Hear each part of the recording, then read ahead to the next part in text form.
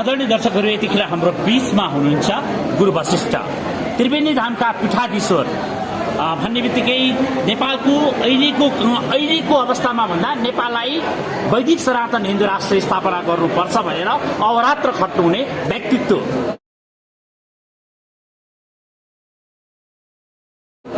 गुरु हुनुहुन्छ हामीसँग, गुरु वशिष्ठ।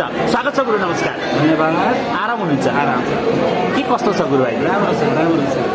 जस्तो यहाँहरूको जागरणको कुराहरू छ होइन, अहिले विश्व ओमकार महाअभियान भनेर हिँडिराख्नु भएको छ होइन, मेची महाकालीको दौरान छ, विभिन्न सम्पदाहरूसँग यहाँहरूको भेट भइरहेको छ, के पाइरहनु भएको छ अहिलेसम्म? यसमा कस्तो छ भने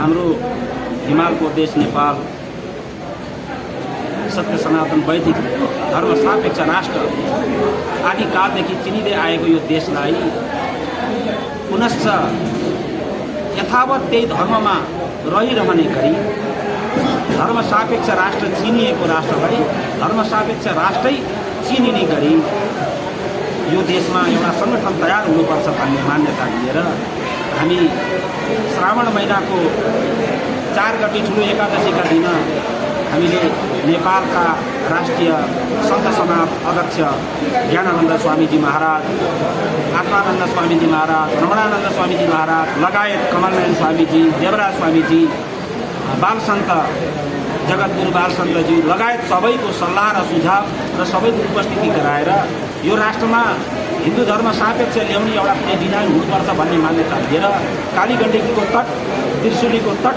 समीपमा बसेर सङ्कल्प गरेर यो राष्ट्रलाई एउटा निकास दिनुपर्छ भन्ने सङ्कल्प हामीले गरेर त्यो निकास दिने गरी हामीले त्यो सङ्कल्प गरेका छौँ। त्यो सङ्कल्प गर्ने बित्तिकै लगत्तै यतिखेर हाम्रो एउटा शीर्षक तयार गरेका थियौँ, विश्व ओमकार एकता महाअभियान, जो सम्पूर्ण विश्वमा रहेका ओमकारको एकत्व भई विश्वको एकमात्र हिन्दूहरूको प्रमुख थलो, एउटा प्रमुख थलो हुन्छ सबैको, सबै धर्मावलम्बीको पनि हिन्दूहरूको प्रमुख थलो भनेर चिनिएको वेदको भूमि, वेदको उत्पत्ति भएको भूमि, सनातन वैदिक धर्म हिन्दूहरूको मुख्य थलोको रूपमा चिनाउने गरी यो राष्ट्र नै स्थापना गराउने गरी र धर्मलाई स्थापना गर्ने गरी हामीले यो डिजाइन गरेर हामी हिँड्ने अवसर लिएका छौँ। जस्तो यहाँले सङ्कल्प गर्दा पवित्र देवघर धाममा होइन, जहाँ कालीगण्डकीमा यहाँहरूले चाहिँ डुबल्की मार्दै होइन शङ्कल्प जललाई लिएर गर्नुभएको थियो सङ्कल्प। जस्तो अघि यहाँले भन्नुभयो नेपाल सन्त समाजका श्रद्धेय गुरुहरूको साथ सहयोग छँदैछ, यहाँसँग बालसन्त मोहन शरण देवाचार्य श्री महाराज, त्यसै गरी अब युवा सन्तहरू लगायत यहाँ स्वयं पनि त्रिवेणी धामका पीठाधीश हुनुहुन्छ होइन, के पाउनुभयो? सुदूरपश्चिमको यात्रा पनि सकाइसक्नु भएको छ, काठमाडौँमा त सबै सम्प्रदायहरूसँग भेट भएको थियो, के चाहिँ पाउनुभयो त यहाँले? कति राम्रो। हामी नेपालको पश्चिमी भूभाग महेन्द्रनगरदेखि कार्यक्रम गर्दै हामीले गाउँको लमैसम्मको कार्यक्रम हामीले आयोजना गरेका थियौँ। त्यो सेड्युल पहिले तयार भए अनुसार हामी त्यही अनुरूपमा गएका थियौँ। धनगढीदेखि हामी जाँदै गएर महेन्द्रनगरबाट विशाल एउटा चाहिँ कार्यक्रम त्यहाँ आयोजकहरूलाई चाहिँ के छ त हिन्दू राष्ट्रको बारेमा के छ जनमानससँग प्रत्यक्ष भेट भएर बुझाउन त। अब हामी एउटा मठ र पीठको तर्फबाट र एउटा शीर्षक लिएर गएका थियौँ भने यो शीर्षकलाई कसरी सम्बोधन गर्नुहुन्छ भनेर हामी गएका थियौँ। अति सौहार्दपूर्ण, अति भद्रता तरिकाले चाहिँ उहाँहरूले हामीलाई सम्मान गर्नुभयो र गुरुदेव हजुरहरूको टिमलाई हामी सहयोग गर्छौँ। के गर्नुपर्छ यो हिन्दू राष्ट्र ल्याउन, हामी बाटोमा कति दिनको लागि आउनुपर्छ, के लिएर चावलका पोका पुन्तरा बाँधेर बाटोमा भात पकाएर खान हामी तयार छौँ, हजुरहरूले आदेश गरियोस् भन्ने कुराहरू हामीले पायौँ। त्यस्तै हुँदै हुँदै आएर हामी नेपालगञ्जको ओम शान्ति भवनमा, ओम शान्तिको भवनमा हामीलाई चाहिँ त्यहाँ बस्ने र खाने व्यवस्था गरिएको थियो। उहाँहरूलाई पनि हामीले योभन्दा पहिले पनि नेपालको ओम शान्तिको हेडक्वार्टर पोखराको ओम शान्ति भवनमा हामीले विराट कार्यक्रम गरेका थियौँ। नेपालमा रहेका ओम शान्तिका 500 देखि 600 जुन हाम्रा शाखा छन्, त्यो सम्पूर्ण शाखाले हजुरहरूले विश्व ओमकार एकता महाअभियान चलाएको कार्यक्रममा नेपालको सबै ठाउँबाट हाम्रो उपस्थित हुनेछ र यसमा हाम्रो सहकार्य छ, हामी ऐक्यबद्धता जनाउँछौँ भनेर भनिसकिएको हुँदा उहाँहरूको तर्फबाट नेपालगञ्जको अति उत्कृष्ट उहाँको भवनमा कार्यक्रम भयो, विशाल उपस्थिति थियो। हामीले त्यहाँ सबैलाई उपस्थिति गराएर अब जैन धर्मावलम्बी, कबीरपन्थी, श्रीकृष्ण प्रणामी। होइन, अलिकति रोकेँ मैले। कबीरपन्थी भन्नुभयो, कबीरले त छुट्टै धर्म भनेर काठमाडौँमा पत्रकार सम्मेलन कसरी जुटाउनु भयो क्या तपाईँहरूले चाहिँ? हामी अब यसमा कस्तो छ भने कबीरपन्थी भन्दा यो पन्थी कबीरपन्थीभित्र 12-15वटा चाहिँ यसका शाखाहरू रहेछन्। तर यसमध्ये ओमकार मान्ने कबीरपन्थीहरूको सङ्गठन नेपालमा रहेछ। हामी विश्व ओमकारलाई शीर्षक लिएर हिँडेको हुँदा यो ओमकारभित्र अटाउने सम्पूर्ण बौद्ध धर्म अवलम्बीहरू लगायत सबैको एकत्व गराउने किसिमले हामी एक ठाउँमा आएर यसलाई संस्थागत गरेर विराट सङ्गठन तयार गरेर हामीले नेपाललाई हिन्दू राष्ट्र घोषणा गर्ने हिसाब किताबले सूत्रपातमा हाम्रो कार्य गरिएको अवस्था हो। जस्तो यहाँले सुदूरपश्चिमको यात्रा गर्नुभयो, मध्यपश्चिम पनि सकियो, पश्चिमको पनि भैरवा आइसक्नु भएको छ होइन? यो दौरानमा रहँदा लगभग यहाँले 17वटा जिल्लाको त कार्यक्रम सकाउनु भएको छ होइन? हामी अपडेट दिन्छौँ होइन? जस्तो तपाईँहरूले जगद्गुरु बालसन्त मोहन शरण देवाचार्य महाराष्ट्रीले गौ संरक्षणको अभियान चलाइरहनु भएको छ होइन? त्यसै गरी विश्व हिन्दू युवा सङ्घ अन्तर्राष्ट्रिय समितिले गौ संरक्षणको अभियान चलाइरहेको छ। तपाईँहरू त्यहाँ जानुभयो, वास्तविक रूपमा दिनमा दैनिक रूपमा चाहिँ दर्जनौँ गाईहरू गाडीले कुचेर मरेका घटनाहरू तपाईँले देख्नु भएको छ। जिउँदै गाईलाई पनि तपाईँले देख्नुभयो होला, त्यो उसलाई चिलको आरा भनेर राखिएको छ। के पाउनुभयो त त्यो गाईको पनि? अति दर्दनाक छ यसमा। विश्वको हिन्दू राष्ट्र नेपालको देशमा यसरी गाईले पीडा सहेर बस्नुपर्ने, गाई मर्नुपर्ने र हिन्दू भएर गाईको संरक्षण गर्न नसकिनु योभन्दा ठुलो दुर्भाग्य केही पनि छैन। यी दुईटा संस्थाले गरेको कार्य कस्तो छ? अति राम्रो छ। सम्भव भएसम्म उहाँहरूले प्रयास गरेको देखियो, धेरै गौहरूको संरक्षण गरेको पनि हामीले देखियो। अब त्यो त्यतिले मात्रै पुग्ने अवस्था होइन, किन भन्दा नेपालमा त्यस्ता दुःख पाएका गाईहरू धेरै रहेछन्। हामी लोकल गाई बाटोमा छोडिदिने होइन? अब त्यो ब्रोइलर के हो, केबाट क्रस गरेका गाई चाहिँ घरमा लगेर पाल्ने, यसलाई हामीले सुदृढीकरण गर्नुपर्छ। यो देशलाई सबैभन्दा पहिला देशलाई ध्वस्त गराउन छ भने त्यसको धर्मलाई ध्वस्त गराउन पर्ने भनेर यो विदेशबाट चाहिँ यी फिरिङ्गीहरूले डिजाइन गरेर ल्याएको बङ्गुरको सन्तानबाट क्रस गरेर लिएर आएर यो बङ्गुर वंशको गाईहरूको दुध अत्याधिक उत्पादन गरी यो धर्मलाई जो नाश गर्ने र हाम्रो यहाँ भएका स्थानीय कामदेवनु वंश जुन वशिष्ठ वंशले संरक्षण गरेर ल्याइएको कामदेवनु वंश गाईहरूलाई नाश गराउने जुन प्रक्रिया अपनाएर चाहिँ यो धर्ममा नाश गराउने जुन घात गरिएको छ, यसले धर्म स्थापना गराउन सक्ने अवस्था देखिएको छैन। जस्तै यो गाईको संरक्षण गर्ने सङ्घ संस्थाहरूले जस्तै बालसन्त महाराजले पनि त्यसको चाहिँ संरक्षण गर्ने सङ्कल्पै गरेर नेपाल माताको मूर्ति नै बनाएर चाहिँ उहाँले गरेको देखियो। अब उहाँले मात्रै गरेर पुग्दैन, हामी सबैको एकत्व बनाएर यो धर्म नै नाश गराउने जुन डिजाइन गरेर ल्याइएको छ, सबैभन्दा पहिला गाईमा प्रहार गरिएको रहेछ। यो बङ्गुरको वंश लिएर आएर यो ऋषिमुनिको देशमा बङ्गुरको वंशलाई चाहिँ क्रस गरेर लिएर आएर सारा घर घरमा लिएर गएर यो बङ्गुरको दुध खाएर, बङ्गुरबाट निस्किएको चाहिँ दुध र घिउ खाएर यो दुधको भ्रष्ट होस्, कोही एक ठाउँमा आउनै नसकुन्, सबैको मनसा राक्षसी प्रवृत्ति होस् भनेर डिजाइन गरिएको रहेछ। किन भन्दा अहिले जहाँ जहाँ गए पनि यो राक्षसी प्रवृत्तिका लड्ने र लडाउने, राष्ट्र निर्माण गरेर धर्म स्थापना गर्ने कुरामा मान्छे अगाडि नबढेको कारण, किनभने यो बङ्गुरको दुध उत्पादन गरी सबै घर घरमा प्रवेश गराएर यो दिमाग नै भ्रष्ट गराइएको छ। यो धर्म नाश गराउने प्रक्रिया हो भन्ने हैछ भन्ने कुरा चाहिँ हामीले जस्तो जर्सी गाई पाल्न पाए गर्व गर्छन् होइन? तर हामी कहाँ 5 बित्ते गाई छन्, 7 बित्ते गाई छन् होइन? ती हाम्रा परम्परादेखि पाल्दै आएका गाईहरूको आज दुर्लभ हुन थालिसकेका छ। सुदूरपश्चिमका सडकहरूमा दैनिक रूपमा दर्जनौँ गाईको हत्या हुन्छ। सुकुरु महाराजबाट अघि आज्ञा भयो, बङ्गुरलाई क्रस गरेकोलाई जर्सी गाईको दुध खाँदा मेरो छोरो योग्य भयो, मेरो छोरो अमेरिका पढ्न गयो, मैले योग्य जन्मे, त्यही होला के हुन्छ? यसमा कस्तो छ भने हाम्रो नेपालको कामदेवनु वंशले पनि दुध आर्थ विकर्षण दिने हैसियत हुन्छ। किन भन्दा कि आपसमा क्रस गरिएर आपसमा बाउले पुत्रीलाई अनि दाजुले बहिनीलाई यसको चाहिँ त्यो ऋतुदान गरिएर चाहिँ उत्पादन गरिएको हुँदा यो थोरै दुध दिने प्रक्रियामा गएको। यसको वैदिक विकासको हिसाब किताबले वैज्ञानिकता अप्नायो भने यिनै वंशमा सुधार गरेर पनि हामीले 8-10 लिटर प्रत्येक गाईबाट दुध निकाल्न सक्छौँ। यो वैदिक सूत्रपातमा चाहिँ हामीले गरियो भने जस्तो यहाँकै त्रिवेणी धाममा पनि त्यो अवस्था छ होइन? गाईहरू तपाईँको लोकल गाईहरूबाटै भएको छ महाराज होइन? तर त्यो प्रयास गर्न किन भएन होला? अब हामीले सकेसम्म प्रयास गरिरहेका छौँ। कस्तो रहेछ भने यसमा यो धर्म स्थापना गरेर गौको संरक्षण गर्ने भनेको नेपालको जुन देशको समस्याको रूपमा त्यो देशको राष्ट्रको दायित्व भएन भने यो गर्न असम्भव देखियो। किन भन्दा यो सरकारले नै यो चाह्यो भने गर्न सक्ने सम्भावना देखियो।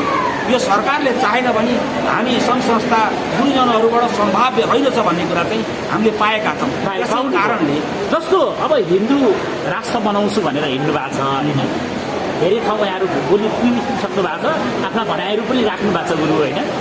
के नेपाल हिन्दू राष्ट्र कहिलेसम्म होला? यहाँ अब हामी प्रयासरत छौँ। सत्यले कहिले पनि हारेको छैन, हामीलाई विश्वास छ यो सत्यले सधैँ जित्नेछ।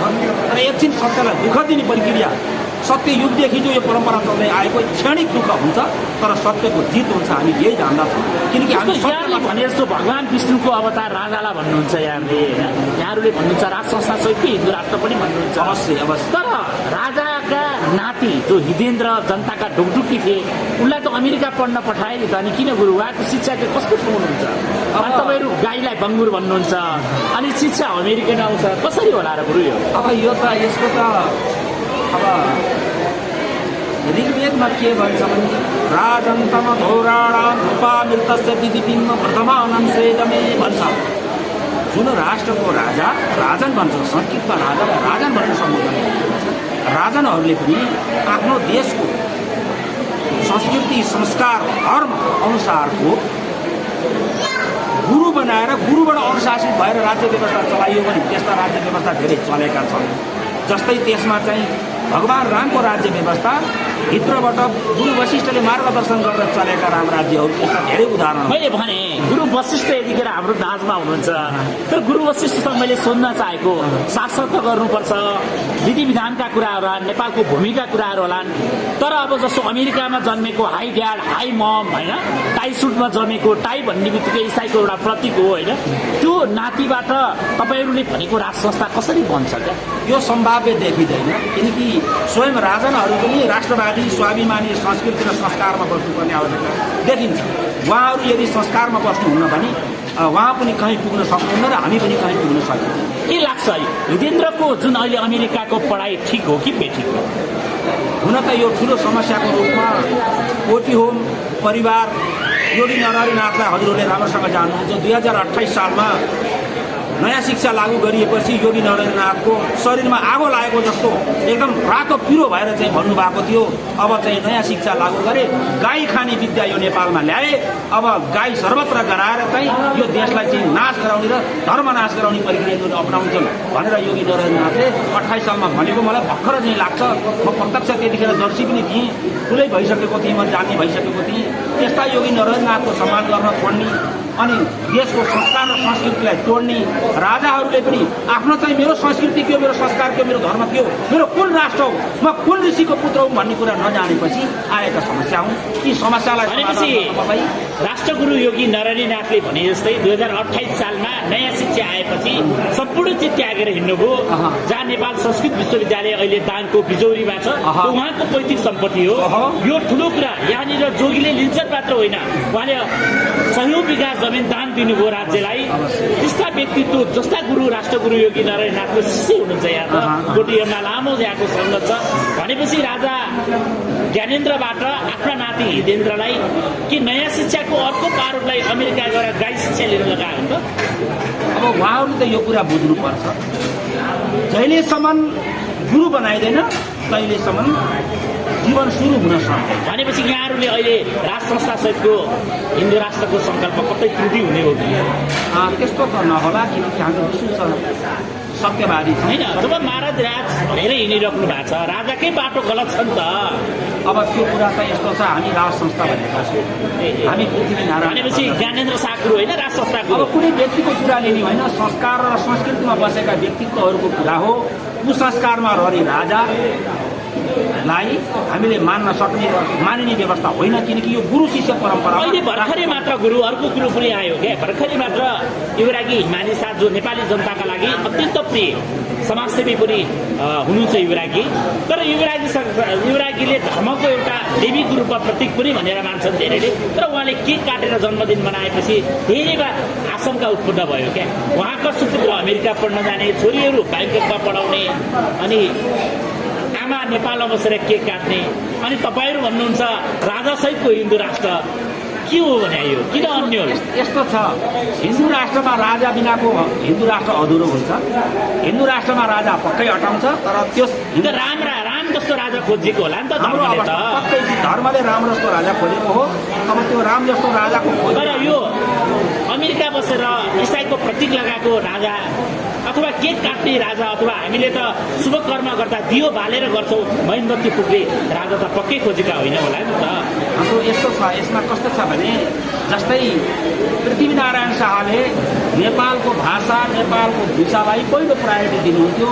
पृथ्वीनारायण शाहको वस्त्र हजुरहरूले हेर्नुभयो भने हामीले लगाएको जस्तो त्यो चौबन्दी चट्ट फोटो लगाएर हिँड्ने विश्वको एउटै मात्र यो देश हो नेपाल, जहाँ वर्षमा एकचोटि फोटो प्रदर्शन गरिन्छ। किनकि यो देशले मात्रै गर्छ, अरू कुनै देशले फोटो प्रदर्शन गर्ने अवस्था छैन। अब हामी राष्ट्रियतामा रहन चाहन्छौँ भने कमसेकम नेपालको वस्त्र फोटो लगाइदिनु।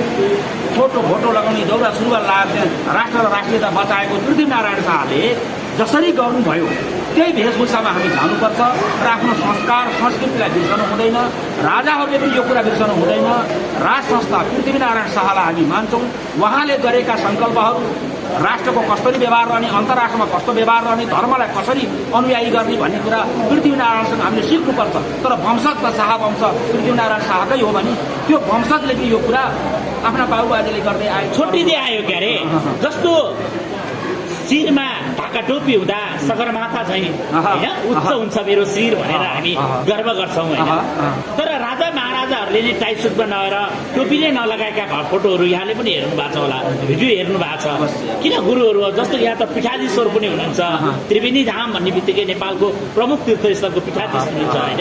के लाग्छ महाराज धिराजलाई कहिले भेटेर यो कुरा भन्नुभयो यहाँले? अब यस्तो छ, अब महाराज धिराजले चाहिँ यो कुरा बुझ्नुपर्छ। मलाई यो देशको अनुसारको मेरो गुरु हुनुहुन्छ कि हुनुहुन्न, मैले कस्तो गुरु बनाउने र कस्तो गुरुबाट मार्गदर्शित हुने भन्ने कुरा सरकारले पनि बुझ्नुपर्ने आवश्यकता देखिएको छ। बोलाउनु भएको छ, भेट्नु भएको छ? अब मसित मेरो आश्रममै गएर उहाँले चाहिँ दुईचोटि भेट गर्नु भएको थियो 3-4 वर्ष अगाडि। बिचमा चाहिँ कस्तो शिक्षा दिनुभयो उहाँले? त नाति अमेरिका पठाउनु भयो, नातिनीहरू बाइक पठाउनु भयो, अब यहाँ घरैमा केक काट्न थाल्नुभयो होइन। हो कस्तो शिक्षा हो गुरु? यिनी कुरा उहाँले सुधार्नुपर्छ। राष्ट्र र राष्ट्रियता राष्ट्रवाद यदि चाहनुहुन्छ भने विश्व सम्राट राजाहरू भनेर चिनिन शाहवंश राजाहरू यो देशलाई बचाएको, यो राष्ट्रलाई निर्माण गरेको त्यो वंशले आफ्नो वंश परम्परा छोड्नु हुँदैन। तर अहिले त तोडिया छ नि। उहाँले यो कुरा बुझ्नुपर्छ। वृत्ति शङ्कर जाति नाम तत्तत्पूर्तिता भवे अचौराण अपापमान मन्त जान्ने बचाइन। वृत्ति बाबुबाजेले गर्दै आएको सबै कार्य छोड्नु हुँदैन, अवश्य गर्नुपर्छ। तर बाबुबाजेले गर्दै आएको गलत कार्य, चोरी गर्ने काम र पाप लाउने काम गरिरहेको छ भने आफूले गर्नु हुँदैन। चलाएको परम्परा पृथ्वीनारायण शाहको वंशले यो देशको राज संस्था शाहवंशीय हो होइन। तर त्यसको वंशगत हो भने महाराज राजले चाहिँ अर्को प्रतिज्ञा धर्म नै कहाँ हो कहाँ हराएको जस्तो बनाउँदा तपाईँहरूको यो राष्ट्रिय सङ्कल्प कतै ढुक्का हुन्छ कि, तपाईँहरू कतै अल्मलिनुहुन्छ कि, कतै तपाईँहरूको बाटो नै कतै अवरुद्ध हुन्छ कि, यो चिन्ता हो क्या जनतालाई? यो कस्तो छ भने राजा र धर्म भन्ने कुरा नङ र मासुको जस्तो सम्बन्ध हुन्छ। यिनीहरूको एकत्व हुनुपर्ने आवश्यकता छ। तर हामी धर्मगुरुहरू त आदिकालदेखि वशिष्ठ परम्परा भगवान रामका पनि राज्य व्यवस्था सञ्चालन गर्दै आएको सूत्रपातमा काम गर्ने वशिष्ठ वंशज ऋग्वेद 7औं मण्डल 33 नम्बर सूत्रको पहिलो मन्त्रमा तपाईँले याद पढ्नुहुन्छ भने बुद्धिसङ्गत कार्य गर्ने वशिष्ठ गुरुकुलम भनेर त्यहाँ लेखिएको छ। ऋग्वेदमा जो सबैभन्दा पहिला उत्पत्ति भएको शास्त्र, त्यो कुराहरूलाई मनन गरेर राजाहरूका पहिला आदिकालका राजाहरू पनि क्षत्रियहरूको गुरु त वशिष्ठै हुने चलन थियो। अब यो राष्ट्रले वशिष्ठ वंशजीय बुद्धिसङ्गत कार्य गर्ने गुरु बनाउनु पर्ने आवश्यकता मैले देखिरहेको। कहीँ उहाँहरू यस कुराबाट विचलित हुनुभयो कि जस्तो मलाई लागिरहेको छ। यदि यो राष्ट्रले मागेको छ विश्व जगतलाई नै कुनै चिज देखाउन आवश्यकता छ भने, नयाँ कार्य गरेर देखाउनु छ भने अब राजनहरूले गुरु वशिष्ठ भन्ने बित्तिकै क्षेत्रीय राजाहरूको पनि कुल गुरु नै अवश्य होइन। तर कुल गुरुले मैले आज किन यो सोधिरहेको छु, ना गुरु वशिष्ठ हुनुहुन्छ क्या हाम्रो बिचमा, तर राजा ज्ञानेन्द्रको परिवारले क्या धर्म संस्कृति संस्कार र परम्परा नै बिर्सिन थाले क्या। राति अमेरिका पठाउने हाई ड्याड हाई मम भएर आउने अनि जुन टाई लगाइन्छ जुन इसाईको प्रतीक हो होइन त्यसपछि त्यहाँ अमेरिकामा गएर खसी पाइन्न क्या खोज्दा त्यहाँ गाई नै हो क्या भरे यहाँहरूले गाईको चाहिँ क्रस गरेकोलाई भङ्गुर भन्नुहुन्छ तर ज्ञानेन्द्र शाहले आफ्नो नातिनीलाई ब्याङ्कक पठाउनुहुन्छ जहाँ बङ्गुर टेस्टीको रूपमा लिइन्छ क्या अनि घरमा आएर जन्मदिनहरू मनाइन्छ केक काटिन्छ क्या यहाँ अनि आफू पनि पोसाक लगाइन्छ दौरा सुरुवाल छैन अघि यहाँले भोटो देखाउनु भयो गर्व लाग्यो तर दर्शकहरूले बुझ्ने भाषामा खाली टाउको लिएर अहिले यो छ नि त गुरु वशिष्ठ महाराज यो किन शिक्षा दिन सकिएन अवश्य हामी त्यसको लागि प्रतीक्षारत छौँ यो देशलाई बचाउनु छ विश्वको हिन्दू राष्ट्र सापेक्ष धर्म हुनुपर्छ भन्ने यदि सोचमा छौँ भने राजाहरूले राजनहरूले पनि र गुरुवर्गहरूले पनि यसको एकत्व बनाएर लैजाने किसिमको चाहिँ डिजाइन गर्नुपर्छ उहाँहरूले अहिले गरिएको कुरालाई 2028 साललाई मनन गरी योगी नरहरिनाथले भनिएको शब्द 28 सालमा जे योगी नरहरिनाथले भन्नुभएको थियो त्यही नै अहिले प्रयोगमा भइरहेको मलाई एउटा सम्झना छ के 2058 सालको बडा दशैंको बेला थियो जहाँ योगी नरहरिनाथ नारायणीमा टीका लाउन जानुभएको थियो म पनि उहाँको पछि लागेर गएको थिएँ म प्रत्यक्षदर्शी प्रमाणको उहाँले भन्नुभएको थियो राजन मैले यसभन्दा अगाडि तिम्रा दाजुको हातको टीका कहिल्यै लगाइन 28 सालपछि मैले लगाइन तर आज म किन लगाउन आउँदैछु भन्दा तिमीमा नेपाली छ तिमीसँग धर्म छ तिमीसँग संस्कृति छ भनेर गुरुले गर्व गर्नुहुन्थ्यो आज योगी माथि बसेर हेर्दै हुनुहोला तपाईँको पनि गुरु उहाँले आज त धिक्कार रहेछ भन्नु होला है त्यसो त गराउनु हुँदैन उहाँले धिक्कार रहेछ भने पनि राजनले यो कुरा बुझ्नुपर्छ योगी नरहरिनाथलाई यो भूमिले नै नचिनेको अवस्था यदि योगी नरहरिनाथ नरहे तापनि आज योगी नरहरिनाथको त्यो परम्परा वैदिक साम्यवाद आध्यात्मिक राज्य व्यवस्थाको परिकल्पना योगी नरहरिनाथले जसरी गर्नुभएको थियो उहाँको पुत्रको रूपमा हामी कोटियोङको आचार्य कुल योगी नरहरिनाथले पनि हामीलाई सम्मान गरेर प्रणाम गर्नुहुन्थ्यो कि हामी ब्रह्म ऋषि वशिष्ठको रूपमा लिएको हुँदा योगी नरहरिनाथले वेद पढेर हामीलाई सम्मान गरेर हामीलाई कोटियोङको आचार्य बनाएको वशिष्ठको रूपमा त्यो अवस्था हो मैले गुरु वशिष्ठ चाहिँ चेला हुनुहुन्छ क्या गुरु वशिष्ठलाई पनि माथि बसेर हेर्नु होला योगीजीले होइन यसो सम्झिनु होला राजा महाराजालाई पनि हेर्नु होला मैले त्यस्तो भनेको राजा एउटा होइन राजन हुनुहुन्थ्यो त्यो राजनका सबै सन्तान विदेशीय छन् अनि मैले भनेको मेरो चेलो होइन यतिखेर हाम्रा गुरु वशिष्ठ यिनीले पनि के सुझाव दिएछन् आफ्नै कुलमा बोलाएर पनि राजालाई गतिलो सुझाव दिएनन् कि भन्छन् कि के होला यो कुरा सुधार्नुपर्छ योगी नरहरिनाथको बाटो भनेर उहाँहरूले अप्नाउनु भयो भने यो राष्ट्रको र यो देशको र धर्मको पक्कै पनि उत्थान हुनेछ धर्म स्थापना हुनेछ यो राजनहरू मैले यसरी हेर्दाखेरि ज्ञानेन्द्र सरकारले पनि बुद्धिसङ्गत कार्य गर्ने अवस्था अब सिर्जना भएको छ यदि उहाँले बुद्धि पुर्याउनु भएर बुद्धिसङ्गत कार्य गर्नुभयो भने पक्कै पनि विश्वको सत्य सनातन वैदिक धर्म सापेक्ष राष्ट्र भएर हामी चिनाउने अवसर हामीले दिनेछौँ यो कुरा यदि उहाँको खुट्टा काम्यो भने कमजोर भइन्छ पक्कै पनि उहाँको कामदैन किनकि उहाँले पनि बुद्धिसङ्गत कार्य यहाँको अभियान सुरु भएपछि यहाँले अभियान थाल्नु भएपछि नवयुवराज हितेन्द्र अमेरिका सवारी भयो होइन देखियो नि त टिकटकमा पनि कहिले हुने हो हाम्रो बिहे भनेर कोही राजकुमारीहरू आउन थाले होइन भने यो उत्ताउलो भएन र भने हजुरहरू त राजकुलको गुरु हुनुहुन्छ हामी राजकुल गुरु मात्रै हुन पाइयो चेलै पाइने अवस्था अप्ठ्यारो भयो यहाँ रामै पाउन गाह्रो भयो हामी गुरु मात्रै एक्लै ठरा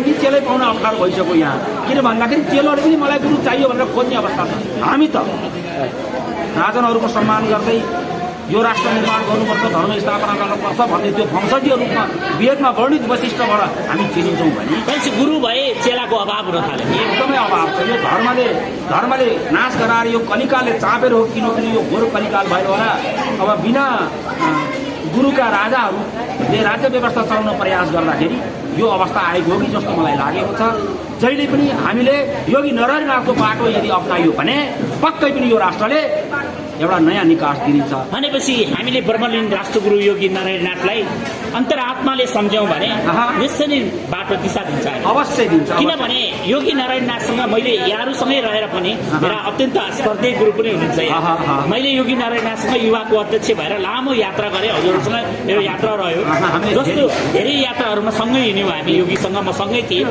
त्यो दौरान र आजको दौरानमा अन्तरता देख्छु नि है महाराज अन्तरता छ यो बुझ्नुले बुझ्नुपर्छ म कुन देशको राजा हुँ, म कुन देशको क्षेत्रीय वंशज, मेरो वंशज हो र म कुन देशको नागरिक हुँ र मेरो कर्तव्य के हो भन्ने कुरा राजनहरूले जान्न पर्ने आवश्यकता छ। जान्न राम्रो हुन्छ, अति राम्रो हुन्छ जान्न सक्ने होइन। यो जानिएन भने यो राष्ट्र पनि रहँदैन र यो धर्म पनि रहन सक्दैन। होइन। अहिले अर्को एउटा मैले अन्तिममा एउटा प्रश्न राख्न चाहेँ के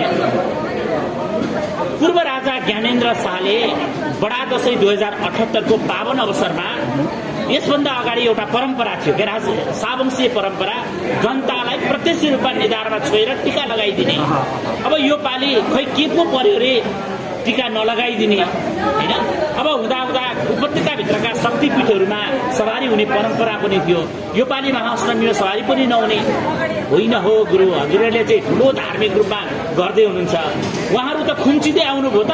कोरोनाकै कारणले हो भने उहाँले 2 पटक खोप लिइसक्नु भएको कुरो रेकर्डले आइरहेको छ, राज्य सबै ठाउँमा पेश गरिसकेको छ होइन। यो धर्म रोक्नको लागि भयो कि के लाग्छ? अन्त्यमा मेरो प्रश्न यो त राजनहरूले नै बुझ्नुपर्ने कुरा छ। हामी गुरुको तर्फबाट चाहिँ हामीले शिक्षा दीक्षा युट्युबको च्यानलबाट, लेखबाट, दर्शनबाट वैदिक साम्यवादको दर्शन, नेपालमा राम राज्य किन आवश्यकता छ भन्ने दर्शनहरू हामीले चाहिँ प्रस्तुत गरेका छौँ। यो राजनसँग पुगेन छ कि जस्तो लागेको छ। यदि यो नेपालमा राम राज्य किन भन्ने एउटा चाहिँ दर्शन पढिदिनु भयो भने र त्यसलाई अनुयायी भएर हिँडिदिनु भयो भने पक्कै पनि अहिलेसम्म गरिएका प्रश्नको समाधान त्यहाँ निक्लन्छ जस्तो मलाई लाग्छ। भनेपछि बडा दशैंको टीका रोक्नु पनि कुनै कारण छैन। यो त आदिकालदेखि चल्दै आएको परम्परागत हो, यसलाई चाहिँ रोक्नु नमिल्ने। एउटा राजा र प्रजाको बिचको भेट हुने दिन पनि थियो होइन। अर्को कुरा बडा दशैंमा हिन्दूहरूका महान पर्व हो क्या। अब यहाँ धेरै कुराहरू छन्, जस्तो महाशिवरात्रि आइरहन्छ, हरितालिका तीज आउँछ, सरकारको सवारी उपत्यका बाहिर हुन्छ, पशुपतिनाथको सवारी हुन छोडेको धेरै वर्ष भयो क्या। किन यहाँहरू चाहिँ नेपाललाई सनातन हिन्दू राष्ट्र बनाउनुपर्छ भन्ने अहोरात्र लाग्नु भएको छ, तर यहाँले भनेको हिन्दू राजा चाहिँ पर्वहरूबाट भागेर बाहिर कुद्दै हुनुहुन्छ। यसले समाधान निकाल्छ? यसले समाधान निकाल्ने एउटै मैले प्रक्रिया देखेको छु। जस्तै कोटीहरूको पीठाधीशको रूपमा रहेर हामीले त्रिवेणी धाम जहाँ नारायणीको तटमा यज्ञपुरी कोटीहरूको केन्द्र भनेर जहाँ गरिएको छ, त्यो केन्द्रको पीठलाई, मेरा आसनहरूलाई, सम्पूर्ण मेरा वासस्थान, मेरा आसनलाई ताला लगाएर जहिलेसम्म हिन्दू राष्ट्रमा स्थापना गर्न सक्ने छैन तहिलेसम्म यो आश्रममा मेरो प्रवेश हुने छैन। म आएँ भने हिन्दू राष्ट्र लिएर आउनेछु, होइन भने मेरो यसै गरी जीवनयापन हुनेछ भनेर सङ्कल्प गरेर म हिँडेको छु भने अब राजनहरूले पनि त्यस्तै किसिमको सङ्कल्प गरेर गुरु र राजाहरूको एकत्व बनाएर त्यस्तै सङ्कल्प राजाहरूले गरे भने पनि गर्नुभयो भने पनि त्यो अवसर लियो भने पक्कै पनि यहाँ चाहिँ धर्म स्थापना गरेर राष्ट्रलाई बचाउने सकिन्छ कि भन्ने चाहिँ जस्तो मलाई लागेको छ। त्यो सङ्कल्पमा हामी दृढ सङ्कल्पित छौँ। आज यो मिडियाबाट मैले यसरी भन्ने अवसर लिएको छु। मैले मेरो त्रिवेणी धामको कोटी होम पीठ सनातन वैदिक धर्म स्थापना गर्नको लागि हिन्दू राष्ट्र जुन दिन हुनेछ त्यसै दिन मात्रै मेरो यो पीठमा प्रवेश हुनेछ भनेर म सङ्कल्प गरेको छु। त्यहाँका भद्रबलाग्नि समिति सबैले चाहिँ यो हजुरलाई मात्रै लाग्न पर्ने, अरूलाई लाग्न नहुने भनेर भनिएको थियो। त्यसलाई चाहिँ मध्यनजर गरेर म सङ्कल्पित छु। यसै गरी सबैले सङ्कल्प गर्नुपर्ने आवश्यकता देखिएको छ। अस्तु, ओम तत्सत्। हस्, एकदमै महत्त्वपूर्ण समय दिनुभयो, यसका लागि धन्यवाद गुरुबारे।